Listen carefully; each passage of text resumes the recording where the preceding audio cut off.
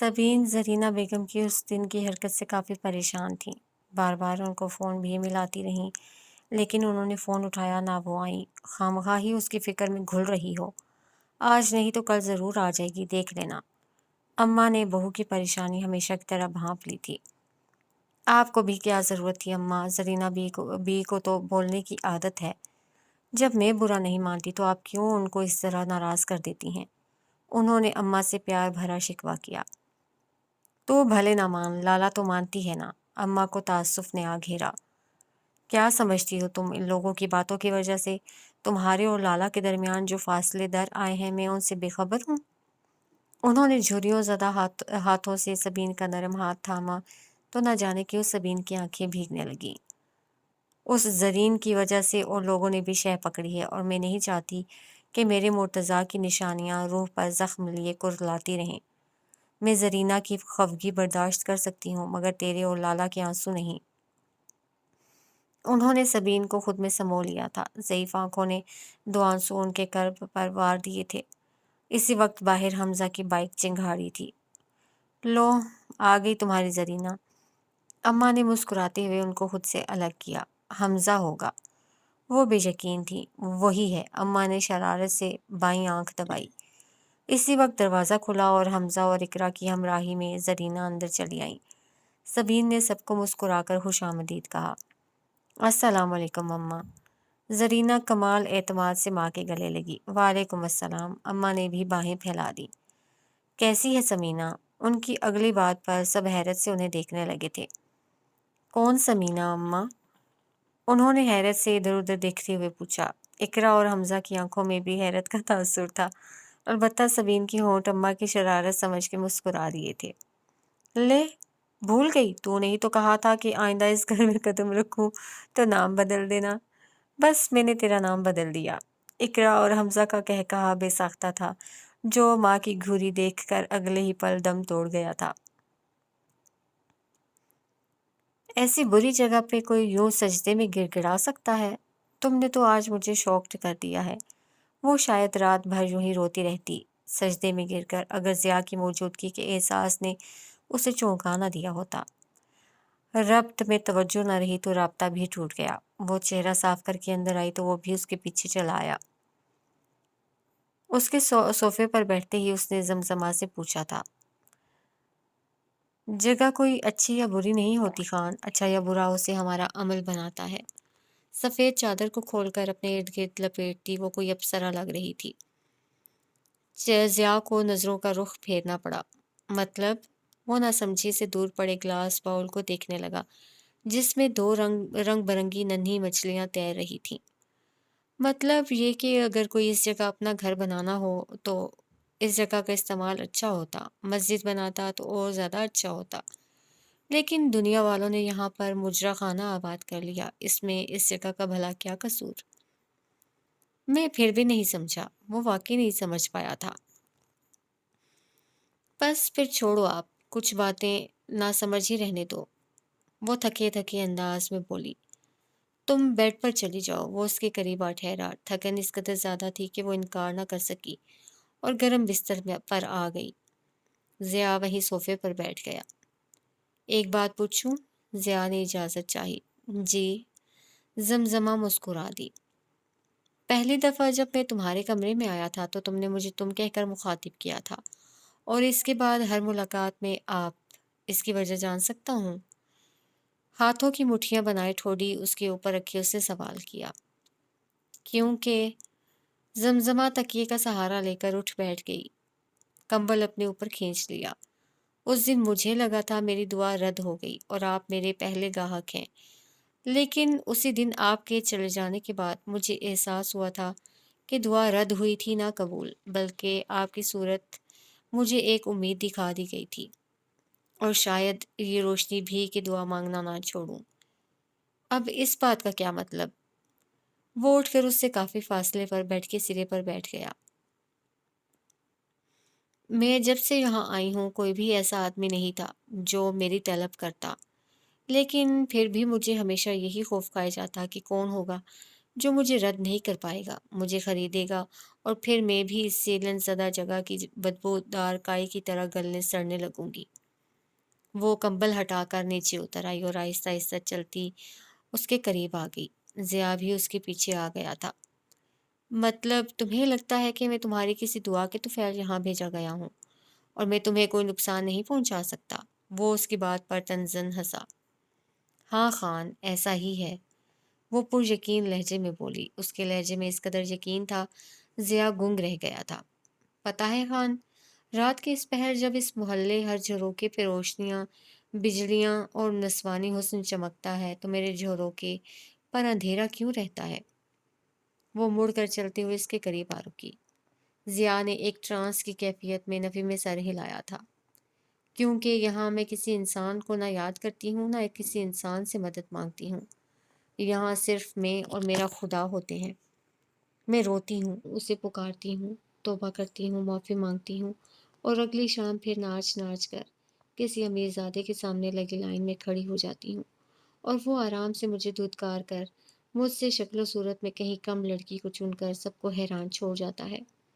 اب تو خانم بھی مجھ سے عاجز آنے لگی تھی، اور تب آپ نے مجھے چن لیا، اور اس دن مجھے یقین ہو چلا تھا کہ میرے خدا نے میری دعائیں، میرے آنسو رد کر دیے ہیں۔ لیکن پھر آپ کی ذات نے تو مجھے باور کرایا کہ میرا کرلانا اس نے سن لیا۔ میں نے غلطی کی تھی، گناہ کی دلدل میں آپ پھنسی تھی، لیکن مجھے بہرحال گناہ سے نفرت تھی۔ میں نے غلطی کی بھی، توبہ کی، اور گناہ سے پناہ بھی مانگی، اور جس نے پناہ دینے کا وعدہ کیا تھا اس نے مجھے پناہ دی۔ میری دعا بظاہر قبول نہیں ہوئی، مجھے یہاں سے چھٹکارا نہ ملا، لیکن میری دعا رد بھی تو نہیں ہوئی نا۔ میں گناہ میں رہ کر بھی نہیں پناہ میں رہی۔ اس کی آواز، اس کا چہرہ بھیگنے لگا تھا۔ میں نے اسی لیے توبہ، معافی گریا کے اوقات بڑھا دیے۔ اور پھر کیا ہے جو میرے رب کے لیے ناممکن ہے؟ صرف وہی ذات پاک ہے جو سب کر سکتا ہے۔ آپ کے آنے کے بعد میرا یہ یقین اور پختہ ہو گیا ہے، اور امید بڑھ گئی ہے، وہ ضرور مجھے معاف کر دے گا۔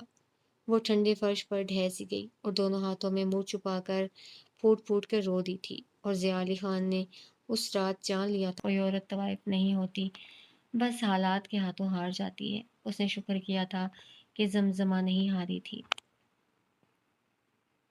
لڑکیاں نہ جانے کیوں اپنے دل کو شیشے کی طرح رکھتی ہیں، یا شاید ان کے دل بنے ہی شیشے کی طرح ہوتے ہیں۔ کسی کا بھی عکس جھلملا جائے، ایک بار اس آئینے میں بار بار اسی کو تلاشتی ہیں، ایک بت تراش لیتی ہیں، خود ہی سوچ لیتی ہیں کہ وہ کردار و اخلاق اور زبان کا کس قدر بلند ہوگا۔ میں کہتی ہوں عورت کو مات دینی ہو تو اس سے محبت کر لو۔ چاروں شانے چت کرتی ہے محبت میں یہ۔ رات بھیگتے بھیگتے اپنے آخری سفر پر روانہ ہو چلی تھی۔ سردی کی رات کو خدا حافظ کہنے اور صبح کو خوش آمدید کرنے والی ٹھنڈی ہوا میں تیزی آئی تھی۔ جھروکے کے آغاز پہ لگی چک ہلنے لگی تھی۔ ہاتھوں کی بند مٹھی پر ٹھوڑی جمائے ضیا علی خان کی نظریں اس کے روتے بولتے وجود پر آ پڑی تھیں۔ میری شادی میرے کزن سے ہوئی تھی، چچا زاد تھا میرا، وہ مزید بتانے لگی، جب ضیا نے اچانک اس کی بات کاٹی۔ اوہ، تو مطلب تمہیں تمہارے شوہر نے بیچا؟ اس کی آواز میں تعصب تھا۔ کسی بھی بات کے متعلق عجلت میں اندازے نہیں لگایا کرتے خان، ورنہ صرف خسارے ہاتھ آتے ہیں۔ وہ تلخی سے مسکرائی تھی۔ انہی اندازوں نے تو میری زندگی تباہ کر دی۔ اس نے گیلے گال رگڑ کے صاف کیے۔ ضیا علی اب کی بار خاموش رہا تھا۔ وہ مجھے بے حد چاہتا تھا، حد سے زیادہ، اور اس کی چاہ میرے سارے سسرال والوں کی آنکھوں میں کھٹکنے لگی تھی۔ میرا نام لے کر وہ جیسے سانسیں لیتا تھا۔ میری دکھائی نہ دیتی تو اس کی جان پر بن آتی۔ میرے گھر والوں نے اس کو مجھ سے بدزن کرنے کی ہر ممکن کوشش کی تھی، لیکن وہ میرا تھا۔ اسے بس میری چاہ تھی، وہ کسی کی بات پر کان نہ دھرتا۔ حتیٰ کہ میرے سسرال والوں نے مجھ پر گھٹیا ترین الزام لگائے، لیکن وہ انسنی کر گیا۔ لیکن میں نہ کر سکی خان، وہ سسکی۔ اس کی ایک کزن ہمارے گھر رہنے آئی تھی۔ اس کی ماں میری چاچی کے خاندان سے تھی، چاچی کے دور پرے کے رشتہ داروں کی بیٹی۔ نہ جانے کیوں پہلے ہی دن مجھے اس کا آنا کھٹکا تھا، پھر بھی میں نے کسی پر ظاہر نہیں ہونے دیا۔ لیکن کچھ دن بعد ہی مجھے پتہ چلا کہ میرے شوہر عبدالخان کی شادی پہلے اسی سے ہونے والی تھی، لیکن اس نے ضد کر کے مجھ سے شادی کی تھی۔ میری دیورانی، میری ساس بہانے بہانے سے ان دونوں کو قریب کرتی اور مجھے باتوں میں بھی سنا دیتی کہ پہلے تو ان کی ایک دوسرے میں دلچسپی تھی۔ پھر ایک دن مجھے دیورانی نے بتایا کہ اس نے رات عبدل اور مینا کو چھت پر دیکھا تھا۔ مجھے یاد آیا کہ واقعی رات جب میری آنکھ کھلی تھی تو عبدل کمرے میں نہیں تھا، اور میں نے اس کی بات پر بھروسہ کر لیا۔ زمزمہ کی آنکھیں برسنا شروع ہو گئی تھی۔ وہ رونے لگی تھی۔ بہت دیر تک وہ یوں ہی ساکت بیٹھا اسے دیکھتا رہا، پھر دھیرے سے اپنی چادر اور کوٹ سنبھالے اور کمرے سے باہر نکل گیا۔ وہ روتی رہی تھی۔ نمرا کے اصرار پر وہ اس کے ساتھ بازار آ تو گئی تھی، مگر اب بری طرح پچھتا رہی تھی۔ بازار میں کافی رش تھا، کندھے سے کندھا مس ہوئے جاتا تھا۔ اسے بے انتہا کوفت ہو رہی تھی۔ پتہ نہیں لوگ کیسے روز روز بازار کے چکر لگا لیتے ہیں، میرا تو دل گھبرا جاتا ہے۔ آنے بازار میں رش واقعی کچھ زیادہ ہی تھا کہ خود نمرا کو گھٹن سی محسوس ہو رہی تھی۔ چل آئس کریم کھاتے ہیں۔ سامنے ہی آئس کریم والے کو آتا دیکھ کر اس کا دل للچایا۔ لالا کا ہاتھ کھینچتے وہ زبردستی اسے وہاں لے آئی۔ لالا نے بمشکل ہاتھ میں پکڑے شاپر سنبھالتے ہوئے اپنی فیورٹ آئس کریم تھامی۔ چل واپس شو سٹور پر ملتے ہیں، بس 2-3 شوز اور۔ لالا اسے گھور کے رہ گئی، اور پھر وہ سامنے سے رش سے بچتے بچاتے آتے موٹر سائیکل سوار سے خود کو ٹکرانے سے بچانے کے لیے تیزی سے پیچھے کی طرف مڑی تھی، اور پیچھے بالکل قریب اس شخص کے چوڑے سینے سے بہت بری طرح ٹکرائی تھی۔ ہاتھ میں پکڑی آئس کریم اب مقابل کے خوبصورت بلیک کوٹ پر لگی اس کا منہ چڑھا رہی تھی۔ اس نے نظریں اٹھا کر سوری کرنے کے لیے منہ کھولا ہی تھا کہ اپنے سامنے ضیاء علی خان کو دیکھتے ہی سارا لحاظ ایک پل میں ہوا ہوا تھا۔ دیکھ کر نہیں چل سکتے، اندھے ہو کیا؟ بدتمیزی سے کالی سی آنکھوں سے گھورتے ہوئے پوچھا گیا۔ رنگ بدلتی خوبصورت نگاہیں اس پر جم سی گئی تھی۔ او بی بی خان تو گن مین فوراً آگے آیا تھا کہ ضیاء نے ہاتھ کے اشارے سے اسے روک دیا۔ دوراں غلطی میری ہی ہے۔ لالا نے دیکھا تھا وہ جب مسکراتا تو اس کے دائیں گال میں پڑنے والی لکیر کافی گہری ہو جاتی اور رنگ بدلتی آنکھیں بھی مسکرا دیتی۔ وہ نظریں ہٹا نہیں پائی تھی۔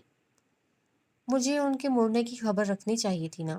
اس کی سادگی پر نمرا دل ہی دل میں سو جان سے فدا ہوئی، جیسے کہ ہمیشہ رکھتا ہوں۔ وہی دوستانہ قاتل مسکراہٹ۔ نمرا نے بت بنی کھڑی لالا کو کوہنی ماری۔ لالا چونکی، پھر آئس کریم سے لتھڑے دونوں ہاتھ بھی اس کی کوٹ پر رگڑ ڈالے تھے۔ لالا، نمرا چیخی، آئندہ مجھ سے ٹکرانے کی کوشش کی نا تو آج تو کپڑے خراب کیے ہیں، اگلی بار شکل خراب کر دوں گی۔ اس نے شہادت کی انگلی دکھا کے وارن کیا۔ آپ کے لیے کچھ بھی۔ وہ کارنش بجا لایا تھا، سینے پر ہاتھ دھرے۔ وہ غصے سے پلٹی تھی اور نمرا اسے سلواتے سناتی ہوئی۔ پاگل ہو تم۔ نمرا کو اس کی ذہنی حالت پر شک ہو رہا تھا۔ اتنا ہینڈسم بندہ ٹکرا جائے تو بندہ آرام سے سوری ہی کر دیتا ہے، کیا پتہ بات ہی بن جائے۔ وہ شرارت سے کھلکھلائی۔ لالا نے اسے غصیلی نگاہوں سے دیکھا۔ وہ کندھے تمہاری ہی غلطی تھی، نہ مانو وہ اور بات ہے۔ لالا خاموشی سے چلتی رہی۔ واہ، ایک تو چوری اوپر سے سینہ زوری۔ وہ مزید بڑبڑائی۔ ایک تو اس بیچارے کا اتنا پیارا کوٹ خراب ہو گیا، اوپر سے برس بھی شہزادی ہی رہی تھی۔ سبحان اللہ، مزید سنایا گیا۔ تم 2 منٹ کے لیے چپ نہیں رہ سکتی؟ وہ بھڑک اٹھی۔ لالا، نمرا کہاں اسے سن رہی تھی، ادھر دیکھو۔ لالا نے ریسٹورنٹ کے اندر آ جانے سے پہلے اس کی نظروں کے تعاقب میں دیکھا۔ سفید شرٹ کے آستینے فولڈ کیے ان کی طرف ہی دیکھ رہا تھا۔ وہ خراب کوٹ اتار چکا تھا۔ ہائے، یہ تو میری طرف دیکھ رہا ہے۔ نمرا نے پوری باتچیت کھول کے ضیاء کی طرف دیکھتے ہوئے ہاتھ ہلایا۔ ضیاء نے بھی جیسے ہاتھ کے اشارے سے جواب دیا تھا۔ مرو تم۔ اسے کمر پر دھپ رسید کرتی وہ گلاس ڈور دھکیلتی اندر چلی گئی۔ ضیاء کی ڈمپل زدہ مسکراہٹ کے جواب میں مسکراہٹ اچھالتی نمرا نے بھی تیزی سے اس کی تقلید کی تھی۔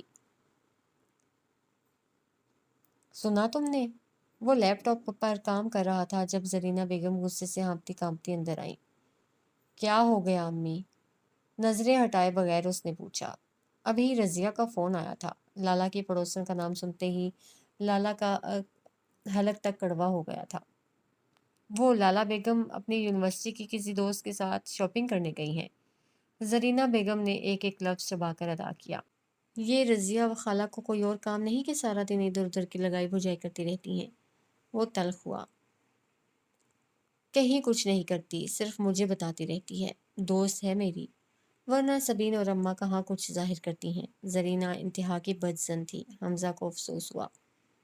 اچھا مجھے کام ہے، مجھے کم از کم ان بکھیڑوں سے دور رکھیں۔ وہ تنگ آ کر بات ہی ختم کر گیا۔ تمہارے بھلے کے لیے بتاتی ہوں، تمہاری نظروں میں مجھے اس کی تصویر نظر آتی ہے۔ اب تم تو بچے ہو، میں ماں ہوں، میرا فرض ہے کہ تمہیں اس کی حقیقت سے آگاہ کروں۔ وہ اس کے بالوں میں ہاتھ پھیرتے ہوئے فکر مندی سے بولی۔ مجھے بس آپ معاف کر دیں امی، وہ تل ملا کر کہتا اٹھ کھڑا ہوا۔ اقرا، اقرا، کمرے سے باہر آ کر وہ پکارا تھا۔ ارے بہن کو کیوں آواز دے رہے ہو؟ اسے کیا پتا لالا کے بارے میں؟ زرینہ بدحواس ہوئی۔ توبہ ہے امی، حمزہ مزید چڑھ گیا۔ مجھے بس اسے ایک کپ چائے کا کہنا تھا۔ ضبط سے وہ لب کاٹنے لگا تھا۔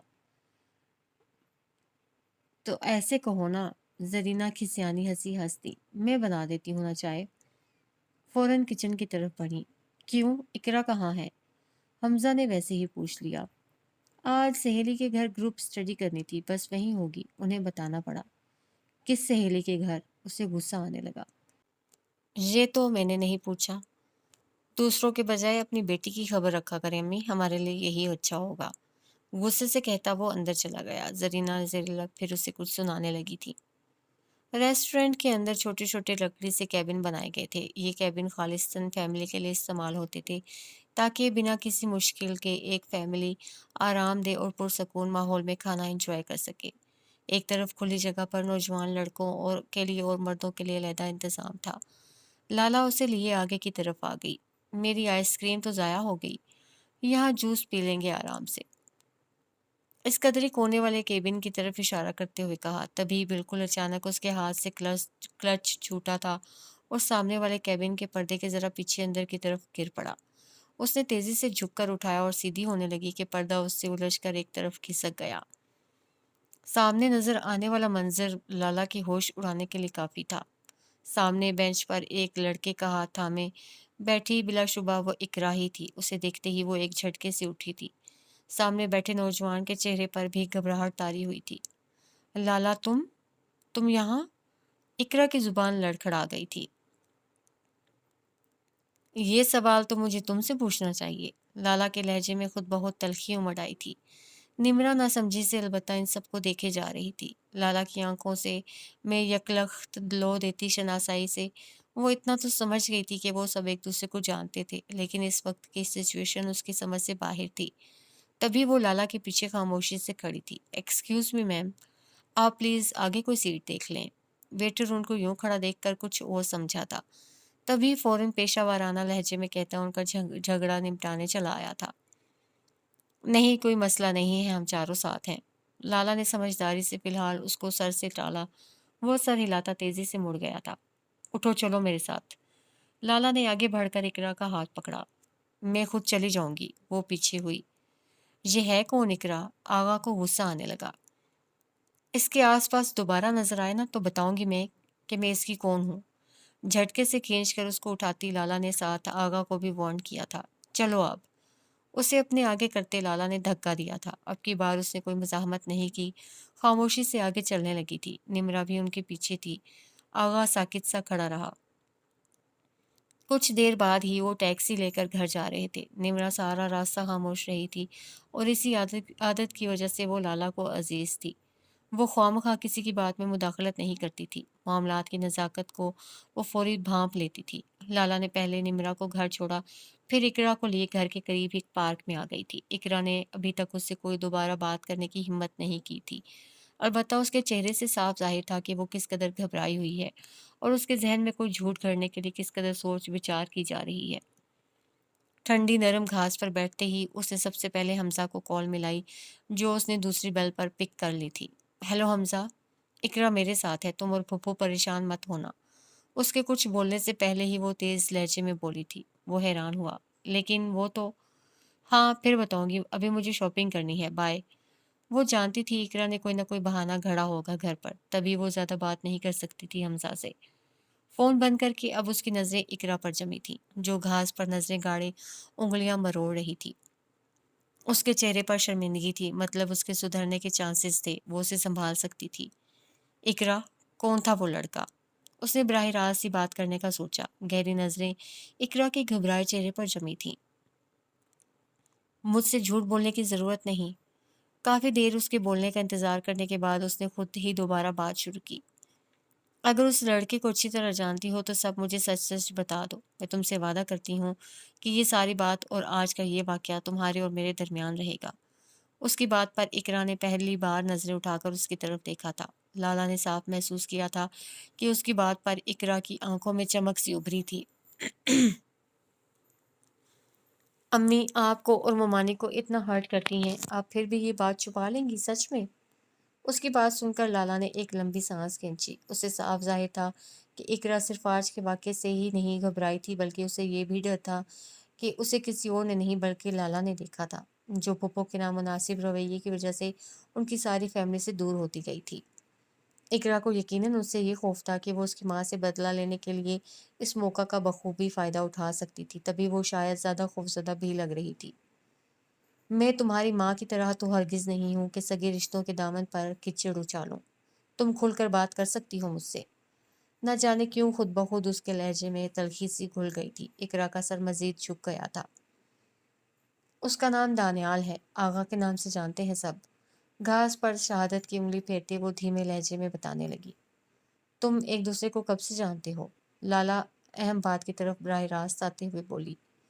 2 سال سے، آغا ہماری گلی میں ہی رہتا ہے، 1-2 گھر چھوڑ کر، اس نے بتایا۔ لہجے میں سچائی تھی۔ میں اور وہ ایک دوسرے کو بے حد چاہتے ہیں۔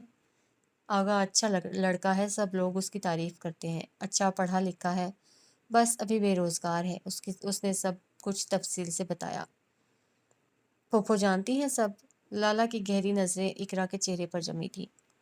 جی، اس کی فیملی کو اچھی طرح جانتی ہیں، لیکن ہمارے بارے میں نہیں۔ اس نے ہاتھ روکتے ہوئے دوسرے ہاتھ سے جھاڑ کر صاف کیا تھا۔ ہاں وہ تو پتہ ہے مجھے، لالا نے سر ہلایا۔ خیر میں یہ نہیں کہتی کہ آغا برا لڑکا ہے، وہ سیدھی ہو کے بیٹھ گئی۔ اقرا کی نظریں اب اسے دیکھ رہی تھیں۔ لیکن وہ تمہارے لیے تو نامحرم، اور میں نہیں چاہتی کہ تمہارا مان، تمہارا یقین کبھی ٹوٹے۔ اس لیے اب تم آغا سے کبھی یوں اکیلے ملنے نہیں جاؤ گی، اس نے 2 ٹوک فیصلہ سنایا۔ لیکن اقرا بری طرح مچلی۔ لالا نے ہاتھ کھڑا کر کے اسے کچھ بھی بولنے سے روک دیا۔ تم ابھی ناسمجھ ہو اقرا، پھر جس طرح پھپھو دوسروں کی بیٹیوں پہ کیچڑ اچھالتی پھرتی ہیں، میں نہیں چاہتی کہ کسی کی آہ تمہارے دامن سے آ لپٹے، اسی لیے تمہیں میری اتنی سی بات تو ماننی پڑے گی۔ اس کے لہجے میں سختی در آئی۔ اقرا انگلیاں مروڑنے لگی۔ رہی بات آغا کی تو تم جانتی ہو حمزہ مجھ سے کس قدر فرینک ہے۔ میں کوشش کروں گی کوئی مناسب موقع دیکھتے ہی اس کے متعلق حمزہ کی رائے جان سکوں۔ اقرا کا نرم و ملائم ہاتھ اپنے ہاتھوں میں لیتے ہوئے اس نے جیسے اسے حفاظت کا احساس دلایا تھا۔ اقرا کے مضطرب چہرے پر مطمئن سی مسکراہٹ چمکی تھی۔ سچ میں؟ آپ بھیا سے بات کریں گی؟ میرے اور آغا کے لیے؟ پر امید نظروں سے خود کو گھورتی اقرا نہ جانے کیوں اس سمے اسے بے حد بدتمیز اور آوارہ سی لگی تھی۔ کہہ دیا نا، لیکن اب تم مجھ سے کبھی بھی کہیں بھی نہیں ملو گی، سخت لہجے میں کہتی وہ اٹھ کھڑی ہوئی۔ اقرا نے بھی اس کی تقلید کی۔ اور یہ بات بھی یاد رہے اقرا۔ ٹیکسی کو رکنے کا اشارہ کرتے ہوئے اس نے اچانک ہی اسے مخاطب کیا تھا۔ اقرا چونک کر اسے دیکھنے لگی۔ اگر حمزہ آغا کی شخصیت سے ذرا بھی مطمئن نہ ہوا تو تمہیں اس راہ سے پلٹنا ہوگا، ورنہ میری امی کا حال تو تمہارے سامنے ہی ہے، تلخ لہجے میں کہتی وہ ٹیکسی میں سوار ہوئی تھی۔ اقرا کو البتہ اپنی جگہ سے ہلنے میں وقت لگا تھا۔ شام بہت اداس تھی۔ سورج جاتے جاتے لہو رنگ بکھیرنے پر تلا ہوا تھا۔ شہر سے دور نہر کے کنارے بے حد سکون تھا، پھر بھی ہر سو اضطراب پر پھیلانے میں کامیاب ہوتا چلا جا رہا تھا۔ ہر طرف نارنجی شعاعیں آج کچھ زیادہ ہی شوق ہو کر سرخ سی دہکنے لگی تھیں۔ گہرے سبز فراک پر سفید رنگ کا بڑا سا دوپٹہ لیے جامن کے پیڑ کی موٹی جڑ پر بیٹھی زمزمہ اس وقت بالکل اسی اداس منظر کا حصہ لگ رہی تھی۔ قریب ہی دو تین پکی اینٹوں کی سیٹ بنائے ضیا ننھے ننھے کنکر اٹھائے نہ جانے کیوں بار بار نہر کے ساکت پانی میں ہلچل مچا دیتا۔ اس دن کے بعد میں کبھی اس شخص پر اعتبار نہ کر سکی اور میں ضد میں آ کر ہر وقت بننے سنورنے لگی، گھر کی چار دیواری سے باہر جھانکنے لگی، کوئی تیسرا راستہ ڈھونڈنے لگی۔ وہ مجھے چھوڑ سکتا ہے، میں اس سے بھی پہلے اسے چھوڑ سکتی ہوں، تھی نا بے وقوف عورت۔ وہ تلخی سے مسکرائی۔ ضیا نے پتھر نیچے گیلی مٹی پر اچھال دی اور مورتی بنی زمزمہ کو دیکھنے لگا، جو اس لہو رنگ شام میں بے حد زخمی لگ رہی تھی، بے حد بکھری ہوئی۔ دل کے راستے اتنے کچے کیوں ہوتے ہیں ضیا؟ ایک بار کوئی پھسل جائے دل سے ہی نکل جاتا ہے۔ اس نے اچانک ہی ضیا کو مخاطب کیا۔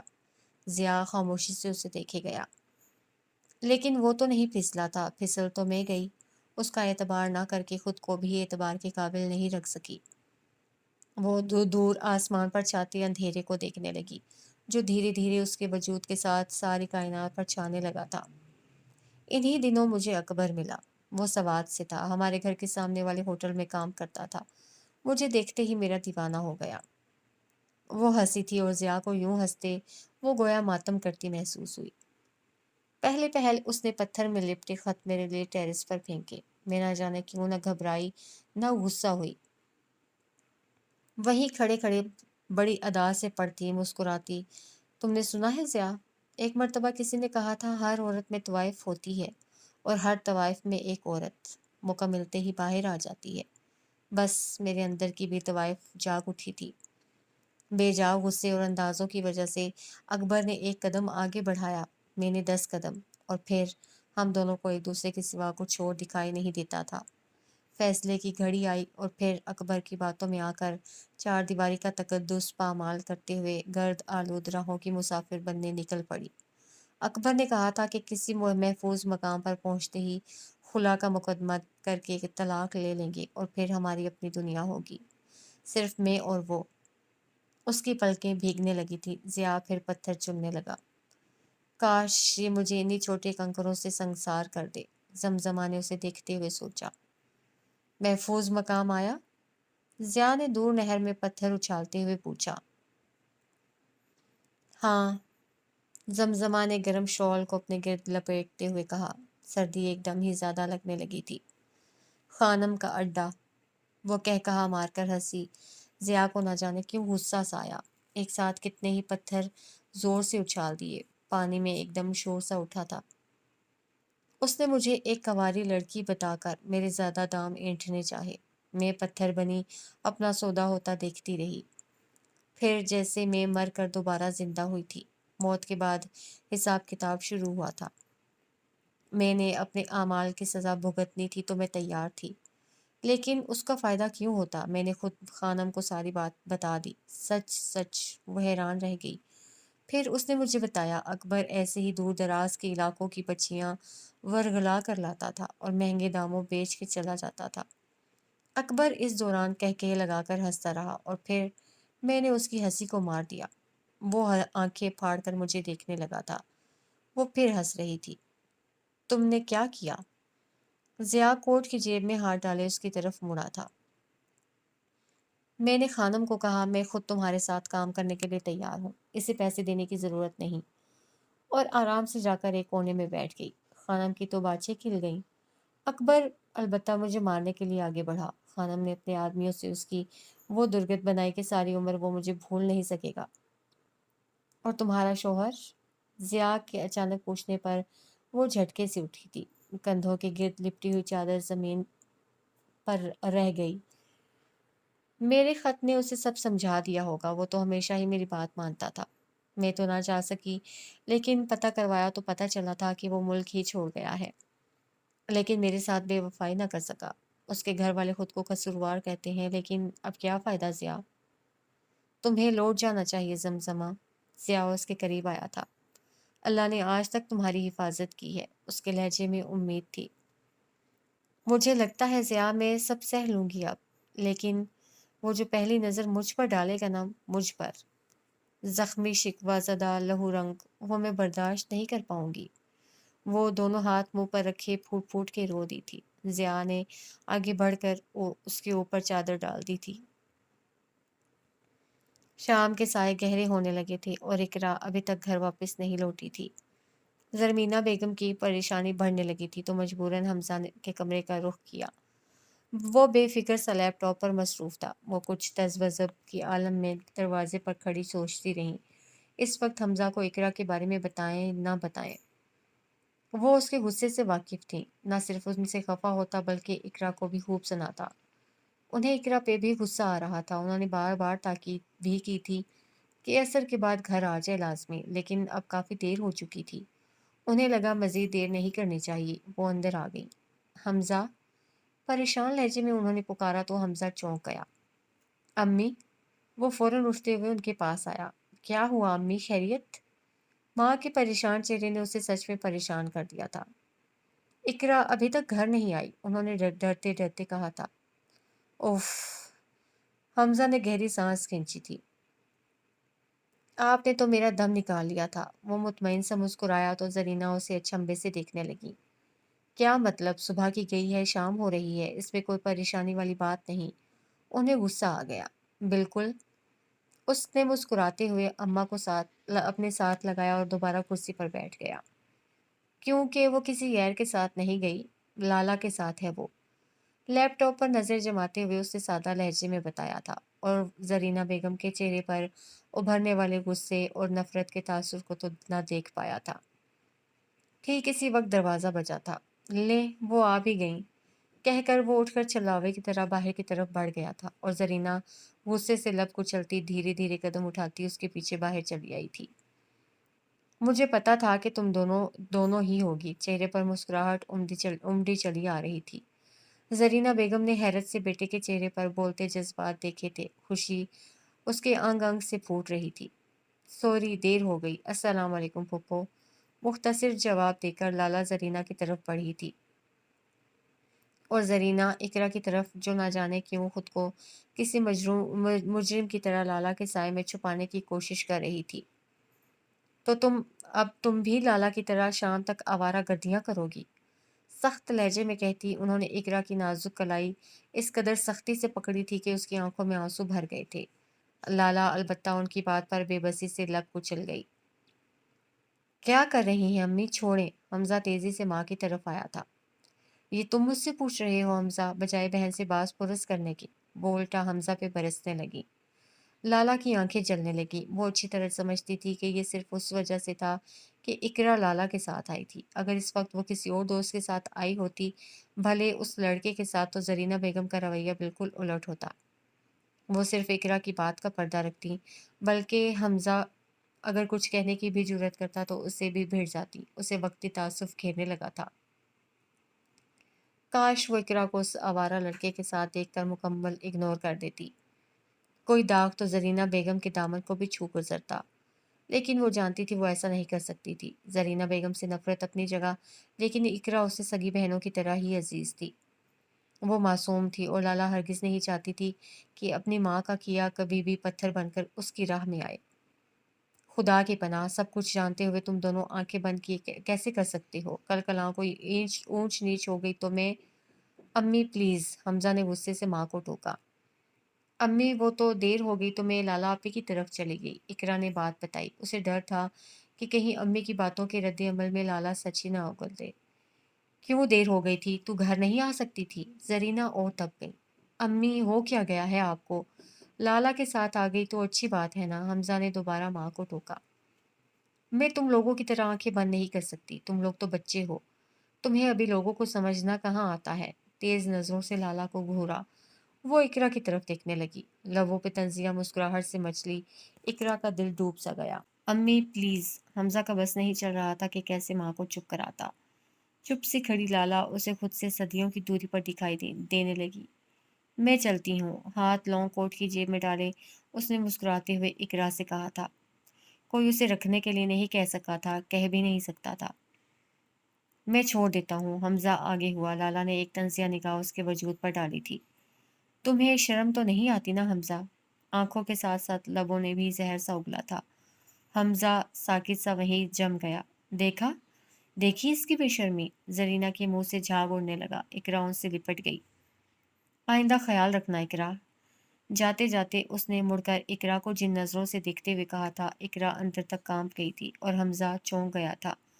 کوئی بات تو تھی جو لالا نے اقرا کو نظروں کی زبانی سمجھائی تھی، اور شاید وہ سمجھ بھی گئی تھی، تبھی اس نے اقرا کے چہرے کے رنگ بدلتے دیکھے تھے۔ اس نے کھلے دروازے کی طرف دیکھا، چوکھٹ خالی تھی۔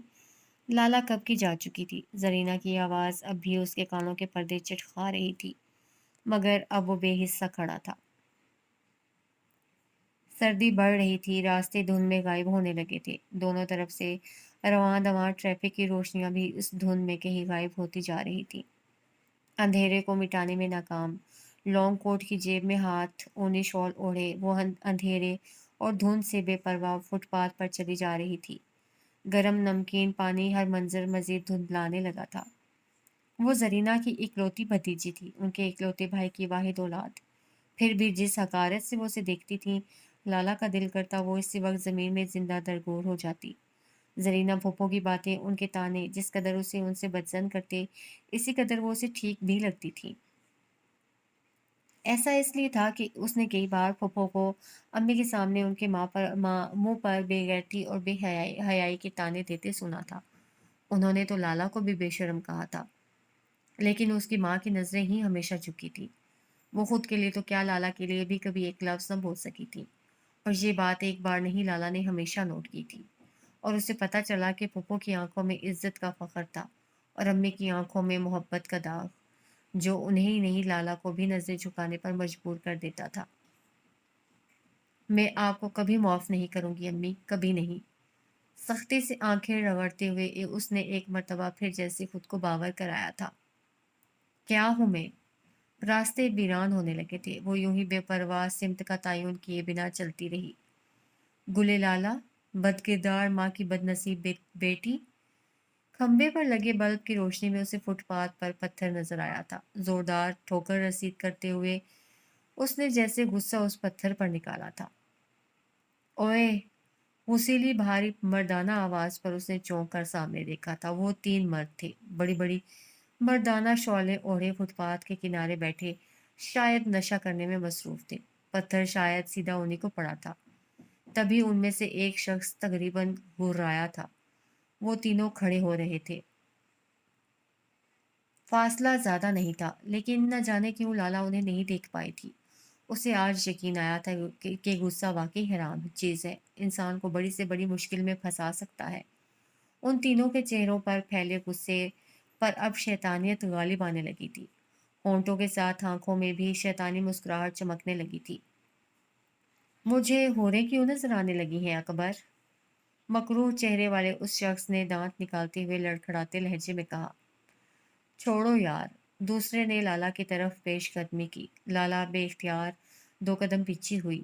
سڑک ویران تھی، یہ ایک ذیلی سڑک تھی، سو ٹریفک بالکل نہیں تھی۔ اس کا دل بے قابو ہونے لگا، حواس ساتھ چھوڑنے لگے۔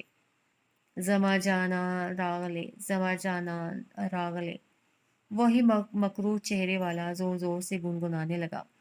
لالا کو لگا بس یہی ایک لمحہ تھا اس کے پاس، ورنہ وہ ساری عمر اس جگہ سے ہل نہیں پائے گی۔ اس نے ان قریب آتے سایوں کو خوفزدہ ہو کر دیکھا، اور اس سے پہلے کہ وہ مکروہ چہرے والا اس کے بالکل قریب پہنچ کر اسے پکڑنے کی کوشش کرتا، اس نے پلٹ کر دوڑ لگا دی تھی۔ وہ جانتی تھی وہ تینوں نشے میں تھے، دوڑ بھی لیتے تب بھی مین روڈ تک اس سے پہلے نہیں پہنچ سکتے تھے، تب تک وہ کسی سے مدد لے سکتی تھی۔ وہ پاگلوں کی طرح دوڑتی ہوئی مین روڈ پر آئی تھی۔ بلب کی زرد روشنی میں لڑکھڑاتے قدموں سے وہ ابھی تک اس کے پیچھے تھے۔ اس نے ذرا دیر ٹھہر کر سمت کا تعین کیا اور پھر ایک طرف دوڑنے لگی۔ پتہ نہیں اسے سڑک ناپتے کتنی دیر ہو چکی تھی۔ مین سڑک پر بھی اکا دکا ٹریفک تھی۔ اس کی اونی شال پھسلتے پھسلتے اس کے شانوں سے ہوتی فٹ پاتھ پر گر گئی۔ وہ ذرا دیر رک کے اسے اٹھانے لگی تھی جب گاڑی کی تیز ہیڈ لائٹس نے اس کی آنکھیں چندھلا دی تھی۔ وہ چند پل کے لیے بے بس سے وہیں گر گئی۔ لینڈ کروزر اس کی سائڈ پر رک چکی تھی۔ لائٹس ابھی تک اس کے وجود کا احاطہ کیے ہوئے تھی۔ لینڈ کروزر کا دروازہ کھلا اور بھاری بھوٹوں میں مقید قدم دھمک سی پیدا کرتے آہستہ آہستہ چلتے اس کے قریب آئے تھے۔ وہ بمشکل شال اٹھا کر اٹھ کھڑی ہوئی تھی۔ सामने खड़े शख्स को पहचानने में उसे 1 मिनट से भी कम लगा था।